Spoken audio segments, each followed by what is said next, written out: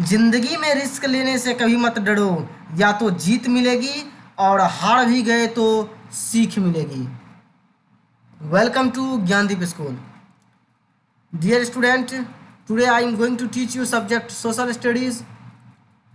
It mean social science, class 6, chapter first, topic name history our past. First of all, introduction. History is the study of the events and great men of the past on the basis of available materials, remain and records. यानी history जो हम लोग पढ़ते हैं, इतिहास, वो हमारे past के बारे में पढ़ते हैं, जो हमारे जो घटना घटे हैं, यानी हमारे पूर्वजों, यानी जो हमारे पूर्वज जो यहाँ पर रहे, यानी इसमें ज़्यादातर जो हम लोग पढ़ते हैं कि बहुत सारे जो सबसे बड़ी बात कहें तो यहाँ पे जो हम लोग को जानकारी मिलती है जो हिस्टोरियन के द्वारा, उसके बेसिस पर हम जो यहाँ के मटेरियल मिला हुआ है, इसका जो रिमेन रिकॉर्ड्स बचा हुआ है, उसके बेसिस पर हम लोग हिस्ट्री का अध्ययन करते हैं। The word history comes from the Greek words histo. बहुत इम्पोर्टेंट है ये, जो हिस्ट्री शब्द जो है वो कहाँ से आया? ग्रीक वर्ड्स हिस्टो से। अब देखिए, ग्रीक जो एक कंट्री है ग्रीस, वहीं से ग्रीक वर्ड भी आया है। तो ओल्डेस्ट कंट्री के रूप में ग्रीस को जाना जाता है, जो कि अफ्रीकन कंट्री है, उसको भी याद रखेंगे आप, ग्रीस कहा जाता है उसी को। ग्रीक वर्ड हिस्टो से मिला है, which means know this, and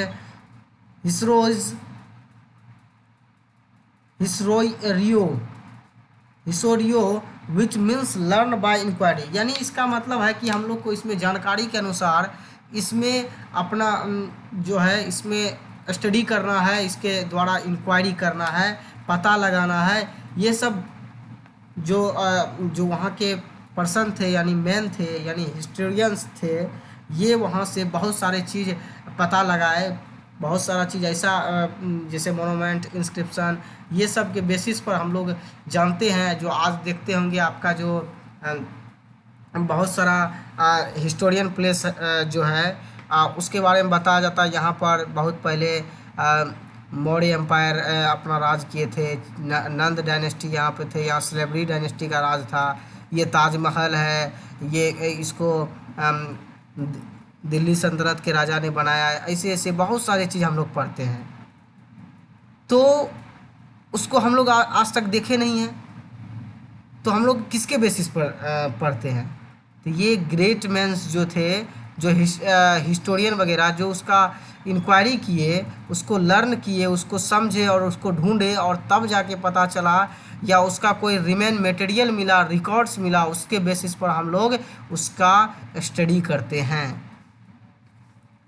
चलिए आगे देखते हैं। History can be defined in many ways. History को डिफाइन करने का बहुत सारे तरीका है और हम उसको कर सकते हैं बहुत अलग अलग तरीके से। But it always study the life of great man. लेकिन ये जो हमेशा की तरह ये इसका अध्ययन किया जाता है, ये एक महान व्यक्ति के लाइफ के ऊपर जो अध्ययन किया जाता है, इवेंट्स, उसका महान घटना के बारे में, उसका कल्चर कैसा था, उनके सिविलाइजेशन कैसे थे, दैट रिलेटेड टू रिलीजन, वहाँ का रिलीजन कैसा था,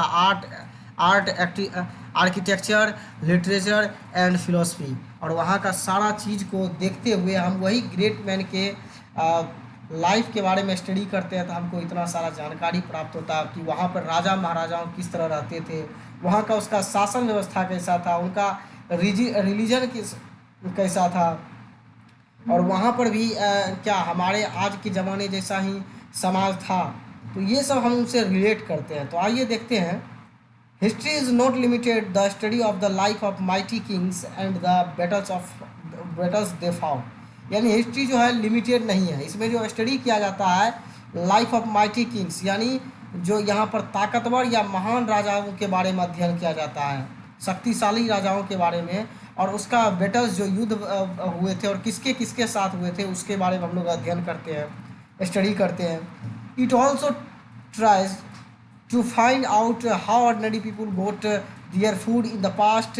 यानी वहाँ के लोग किस तरह से अपना भोजन तैयार करते थे, कैसे ढूंढते थे और कैसे खाते थे, किस तरह से रहते थे। When how they learn to grow food, और वो किस तरह से भोजन को ग्रो करते थे, उपजाते किस तरह से थे। सबसे फर्स्ट में डोमेस्टिकेटेड एनिमल डॉग था, वो कैसे हुआ, how they discovered fire etcetera, यानी और कैसे आग का खोज हुआ, ये सब भी हम लोग हिस्ट्री में देखते हैं, जानते हैं। इसको हम लोग किसी क्लास में या किसी दिन इतना सारे चीज़ को डिटेल से जानेंगे, बट अभी जो आपका सिलेबस के अकॉर्डिंग चल रहा है तो जो है उसी को देखते हैं फिर आगे। In short we can say that history is the life study of man from the earliest period to the present day. आज के दिनों में जो हम लोग देख रहे हैं वो ऐसा नहीं था। ये इससे पहले जो हम लोग पढ़ते हैं वो अर्लीस्ट पीरियड की बात करते हैं। जो हिस्ट्री में हम लोग पढ़ते हैं, जो हिस्ट्री का भी पार्ट अलग अलग डिवाइड हुआ है, उनके बारे में अलग अलग पढ़ते हैं। उसको हम लोग अलग अलग पार्ट्स में डिवाइड करके पढ़ते हैं, क्योंकि हिस्ट्री जो है उसका सिलेबस बहुत वास्ट है, बहुत बड़ा है। इसको हम लोग बहुत पार्ट में डिवाइड करके पढ़ते हैं, और हम इसको अर्लीस्ट पीरियड से शुरू कर सकते हैं कि अर्ली मैन किस तरह से अपना भोजन ग्रो करता था, डोमेस्टिकेटेड वही सबसे पहले बनाया था डॉग को, वही एक्सीडेंटली फायर वहीं से हुआ, और अर्लीस्ट मैन को ही डिस्कवर ऑफ फायर का श्रेय दिया जाता है। तो कैसे, आइए देखते हैं आज के दिनों में इम्पोर्टेंस ऑफ द हिस्ट्री, यानी इम्पोर्टेंस हिस्ट्री का इम्पोर्टेंस क्या है। तो the study of history has got a special importance. सबसे पहले जो हम लोग हिस्ट्री के बारे में जानते हैं वो भी एक स्पेशल इम्पोर्टेंस है ऑफ इट्स ऑन, यानी हमारे लिए जो है वो बहुत ही जानकारी के लिए इम्पोर्टेंट है, क्योंकि हम लोग हिस्ट्री को पढ़ने के बाद जो वहाँ की महत्वपूर्ण घटनाएं घटी है, जो सोर्सेज मिला है, उनके मटेरियल के द्वारा हम लोग वहाँ पर सही देखते हैं कि ये सही में ऐसा था या नहीं था। बहुत जगह हिस्ट्री जो हिस्टोरियन ढूंढते हैं वहाँ बहुत अनोखे अनोखे नायाब चीज़, यूनिक थिंक या जो प्लेस हमको प्राप्त होती है, जानकारी मिलती है, वो भी बहुत देखने लायक होता है। तो हिस्ट्री को बहुत अच्छे से पढ़ना भी चाहिए और जानना भी चाहिए। हिस्ट्री को रटने की ज़रूरत नहीं, समझने की ज़रूरत है। आइए देखते हैं some of the importance point about it are as follow. जो यहाँ दिया जा रहा है सम पॉइंट, उसको देखते हैं। It enables us to gain knowledge about great kings. सबसे पहले हमको जो जानकारी मिलती है वो एक महान राजाओं के बारे में जानकारी होती है, statesman as well as lifestyle and culture of ordinary people. और यहाँ का पीपुल का लाइफ स्टाइल, कल्चर कैसा था और यहाँ के लोग किस तरह से रहते थे। Second point, it enables us to find solution to our current problem in a better veg.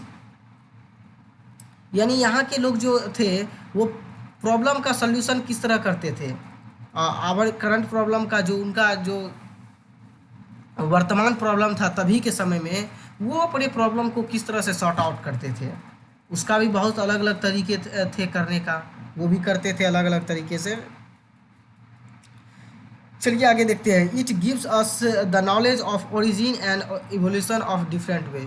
और उनका जो अपना मूलभूत था ओरिजिन, और उसका अपना कोई भी काम करने का तरीका था, और उसका ज्ञान जो प्राप्त था, यानी वो कभी पढ़ते नहीं थे, यानी कोई किताब उताब नहीं पढ़ के, फिर भी उनके पास ऐसा मूलभूत नॉलेज था जिसके द्वारा कि वो अपना कोई भी प्रॉब्लम को अलग अलग तरीके से करते थे।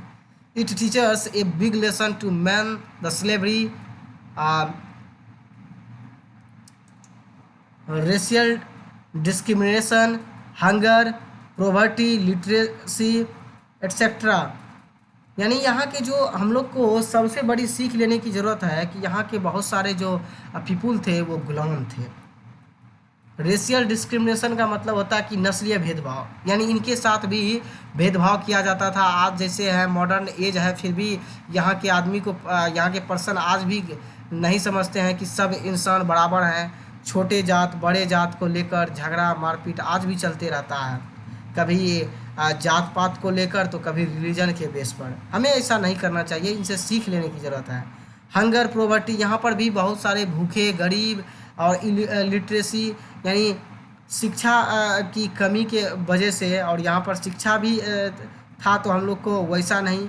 यहाँ पर जो इस सभी को देखकर ये जो इविल्स थी हमारे समाज में, सोसाइटी में, इसके वजह से भी हमारा जो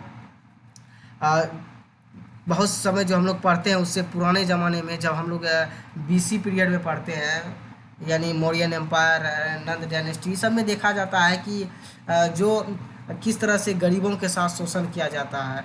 are the evils of our society, ये सब हमारे समाज की बहुत सारी बुराइयां थी, and we need to eradicated them, और हम लोग को इसके चीज़ को समाप्त करना चाहिए, और इसके लिए हम लोग को जो इम्पोर्टेंस कदम है थोड़ा उठाना चाहिए। यहाँ पर जो कहा जा रहा है we need to eradicated them, यानी हमको इसको ख़त्म करना चाहिए। देखिए आज तो हम लोग ख़त्म नहीं कर सकते हैं, फिर भी कोशिश कर सकते हैं कि ऐसा छोटा छोटा प्रॉब्लम आज के समय में ना हो। History helps us to remember about our past glory that keeps it preserve. ये हमारे हिस्ट्री हमको ये बताती है, याद दिलाती है हमारे बारे में कि हमारा पास्ट किस तरह से था, और इससे हमें सीख लेने की ज़रूरत है। जो नेगेटिव चीज़ है उनको इग्नोर कीजिए और पॉजिटिव चीज़ को अपने अंदर लाइए। The study of the past is so closely Kint into the present that we cannot ignore it।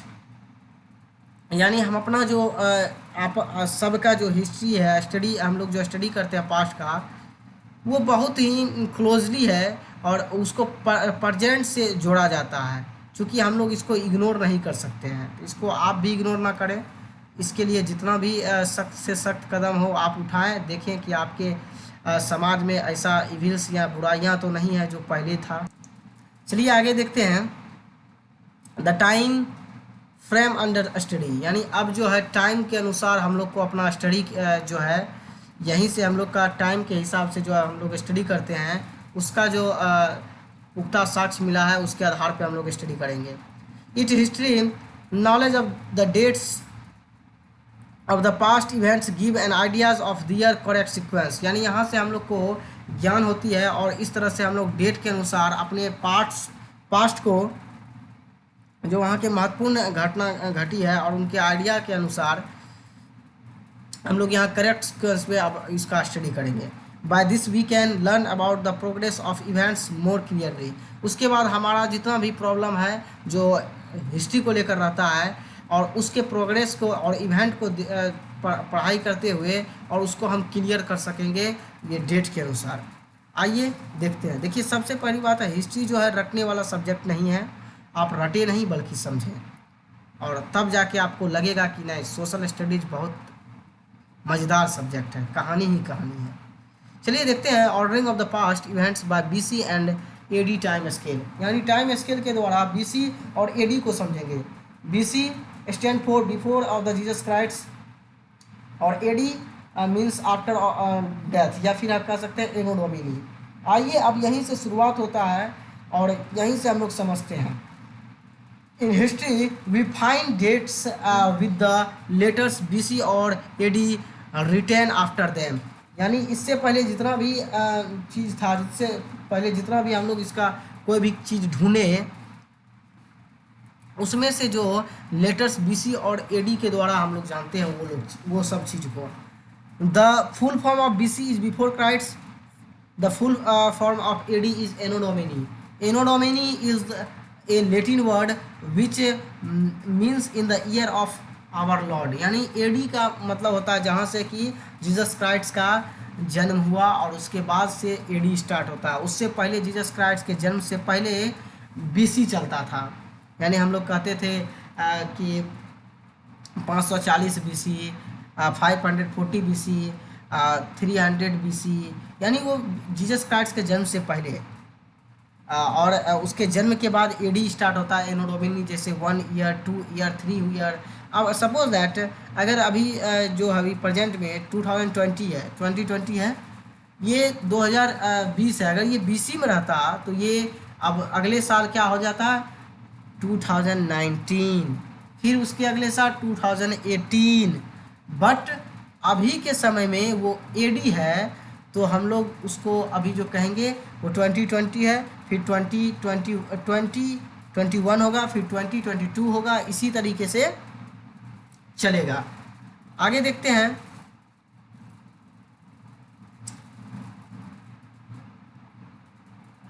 The dates followed by the letters BC go backwards, यानी हम बता चुके हैं कि बीसी जो है वो बैकवर्ड होता था, वो 0 तक आया, 0 के बाद से एडी स्टार्ट हो गया। Sometimes CE common era and BCE before common era are also used in place of AD and BC. AD के जगह पर कभी कभी सीई का प्रयोग होता था कॉमन इरा, और कभी कभी बीसीई जो होता था वो बीसी के जगह पर होता था। ये इसको भी याद रखेंगे। If we add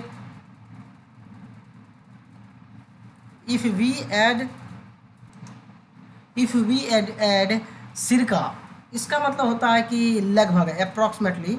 if we add circa with any dates it means that such as a dates in approximately date and it is not exact। यानी उस समय जो लगभग जो डेट दिया जाता था उसका मतलब ये था कि डेट जो था अप्रॉक्सीमेटली दिया जाता था, लगभग में दिया जाता था, वो एग्जैक्ट नहीं था। चलिए देखते हैं। The historians divide past into two board periods. यानी अब जो हिस्टोरियन था इसको हिस्ट्री को दो पार्ट में डिवाइड किया, यानी प्री हिस्ट्री एंड हिस्ट्री। यानी हिस्ट्री से भी पहले है प्री हिस्ट्री। तो फर्स्ट ऑफ ऑल जो हम लोग प्री हिस्ट्री पर डिस्कस करते हैं, pre history रिलेटेड्स to that period when man was totally unaware of the art of writing। यानी उस समय जो प्री हिस्ट्री के समय कोई भी लिखने वाली कला से हम लोग अनवेयर थे, यानी जागरूक नहीं थे, यानी लिखा जाने वाला कोई भी रिकॉर्ड नहीं था। So no written records of that period are available. यानी वहाँ पे उस समय जो था कोई भी पीरियड का प्री हिस्ट्री में रिटर्न रिकॉर्ड नहीं था। This period is referred to as the stone age. यानी ये पीरियड हमें रेफर्ड करता है कि ये बताता है कि ये स्टोन एज था। The understand the life of the pure historic man, historians and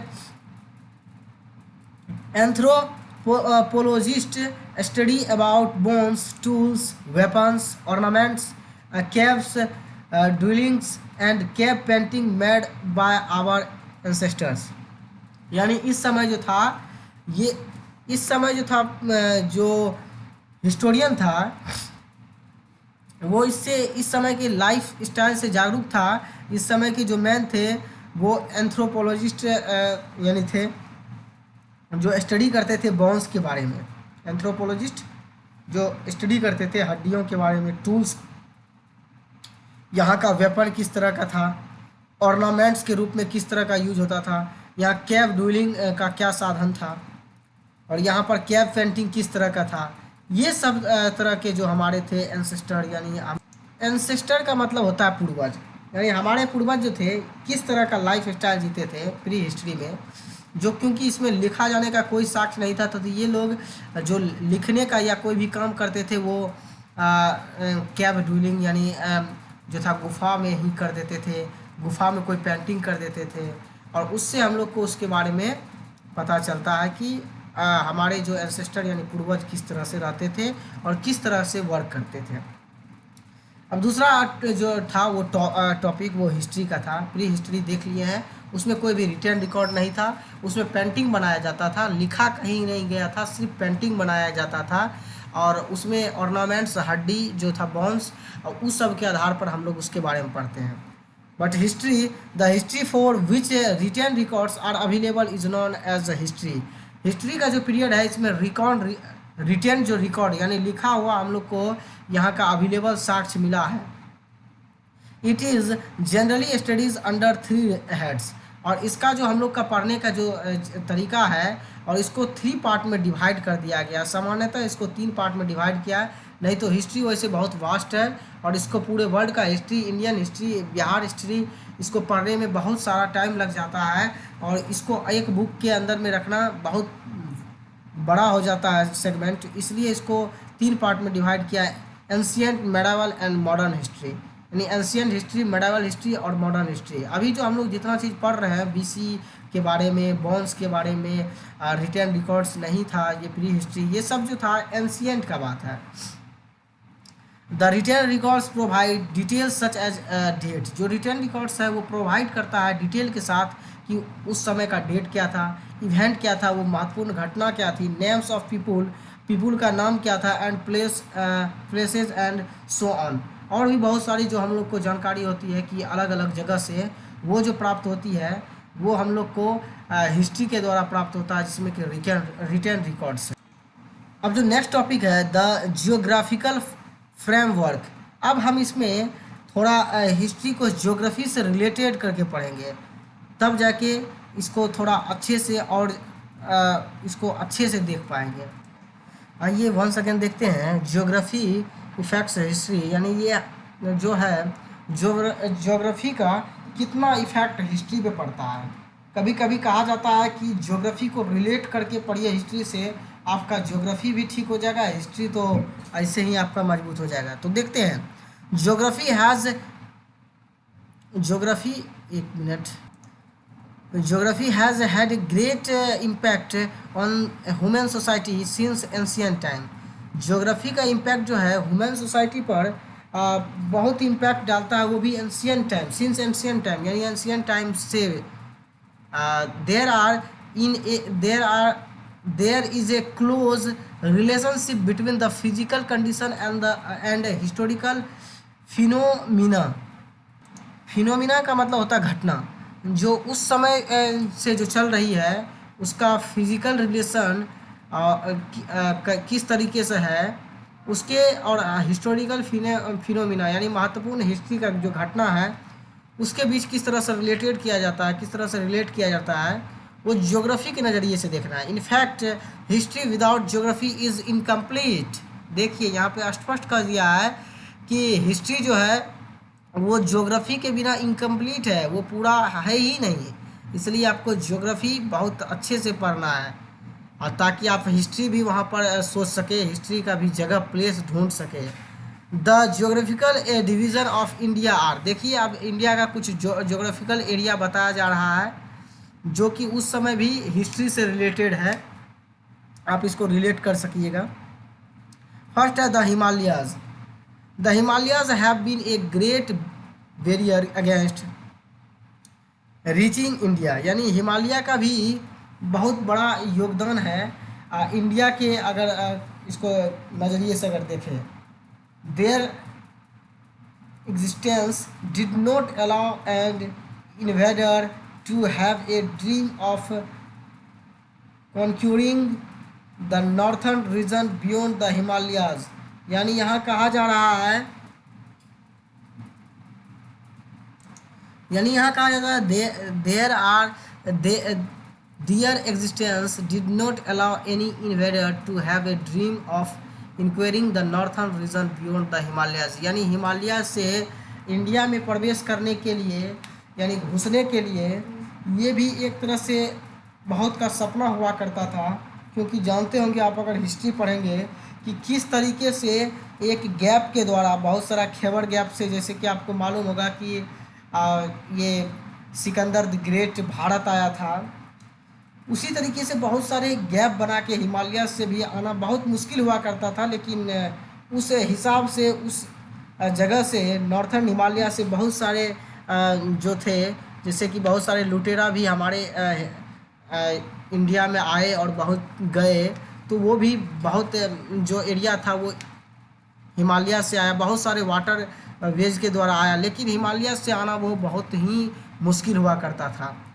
the northern western ranges of Himalaya are not very high. जो नॉर्थर्न वेस्टर्न था वो हिमालय के बहुत ऊंचा नहीं हुआ करता था, जिससे कभी कभी वो सब आ भी जाते थे। They are large number of passes which enabled many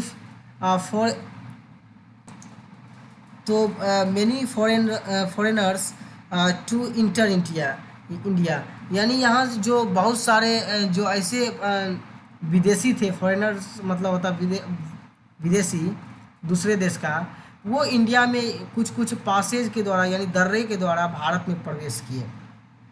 दूसरा है second the Indo Gangetic plains. अब देखिए इंडो जेनेटिक प्लेन्स ये क्या था और इसमें किस तरह से रहते थे लोग। द रिचनेस ऑफ सॉइल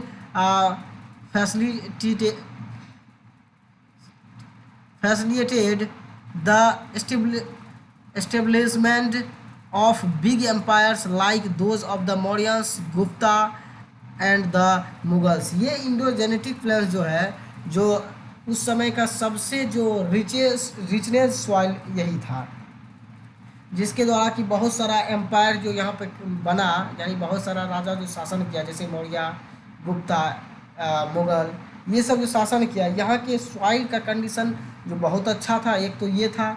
और यहाँ पर इंडिया को सोने का चिड़िया कहा जाता था। और ये सब बहुत सारे प्लानिंग करके पहले आए थे, जैसे कि ये सब तो इंडिया की ही है। जैसे मुगल में जो था बाबर विदेशी था, और कुछ मौर्यन तो इंडिया का ही था। गुप्ता पीरियड भी यहीं से शुरू हुआ। तो ये सब हिस्टोरियन जो था, रिचनेस सॉइल यहीं से स्टार्ट होता है, और यहीं के राजा जो है यहाँ बनते हैं और यहाँ पर अपना अपना शासन व्यवस्था चलाते हैं। द साउथर्न इंडिया, अब आते हैं साउथर्न इंडिया के बारे में भी थोड़ा देखते हैं। The Vindhyan range stand between the northern and south, यानी विंध्यन रेंज जो है वो बीच में है, मध्य प्रदेश वाला भाग है।